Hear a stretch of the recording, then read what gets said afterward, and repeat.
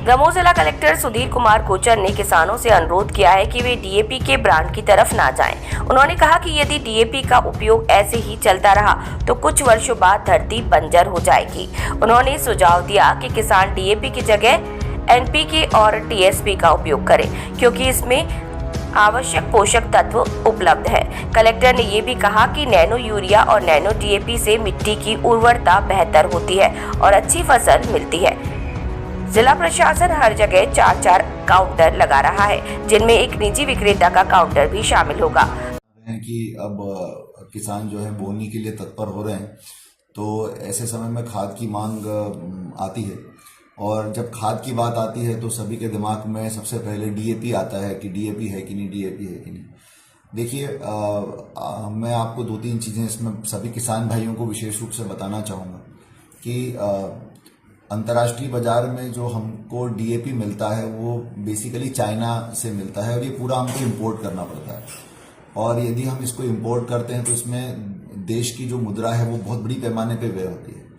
तो चाइना से अभी इस समय इसका इंपोर्ट कहीं पर भी नहीं हो रहा है और ऐसी स्थिति में इसकी बहुत बड़ी शॉर्टेज पूरे विश्व में है, इसकी कमी पूरे विश्व में है, केवल भारत में नहीं सभी जगह, क्योंकि चाइना से इसकी सप्लाई नहीं हो रही। और इसके कारण से जो है कई बार हम इस स्थिति में आ जाते हैं कि डीएपी की मांग हम लोग करते हैं और डीएपी की मांग करने के कारण फिर जो है अनावश्यक भीड़ होती है केंद्रों पे, कानून व्यवस्था की स्थिति निर्मित होती है। तो मेरा किसान भाइयों से कहना ये है कि पहली बात तो ये अंतर्राष्ट्रीय स्तर पे शॉर्टेज है और इसकी कमी है, तो इस बात को आपको समझना चाहिए कि हमारा पूरा देश इस मामले में एक रहे। हम लोग इस मामले में यदि डीएपी की डिमांड करते हैं तो इसका मतलब ये है कि हम इंपोर्ट को और ज़्यादा सपोर्ट कर रहे हैं, हम अपने देश में जो उत्पादन हो रहा है उसको सपोर्ट नहीं करते। तो इसीलिए जो है मेरा आपसे अनुरोध है कि डीएपी के ब्रांड की तरफ मत जाइए।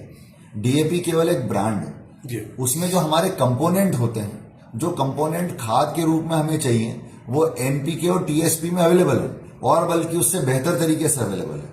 तो इसीलिए जो है जो हमारे पास पोटेशियम, नाइट्रोजन, फास्फोरस की जो मात्रा है वो जब हमारे पास एनपीके और टीएसपी में अवेलेबल है तो हम डीएपी के पीछे क्यों भागें।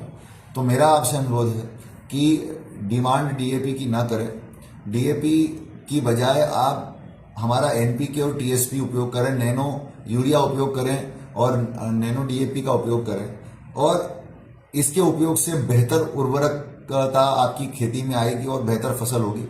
अदरवाइज ये बिल्कुल आप क्लियर समझ लीजिए कि यदि ऐसा ही चलता रहा लगातार डीएपी का उपयोग तो कुछ सालों के बाद हमारी धरती बंजर हो जाएगी, कुछ सालों के बाद हम पैदावार नहीं ले पाएंगे उससे। तो डीएपी का जो मोह है उसको त्यागना पड़ेगा हमको और डीएपी के पीछे चक्कर लगाना बंद करना पड़ेगा। और एनपीके, टीएसपी सब बहुत पर्याप्त मात्रा में उपलब्ध है, यूरिया पर्याप्त मात्रा में उपलब्ध है। तो मेरा किसानों से अनुरोध है कि बिल्कुल भी आपको इसमें पैनिक नहीं करना है। हम लोग हर जगह 4-4 काउंटर लगा रहे हैं, जिसमें एक निजी विक्रेता का काउंटर भी है और इन काउंटरों के माध्यम से डीएपी और यूरिया की बिक्री और सारे खादों की बिक्री होने वाली है।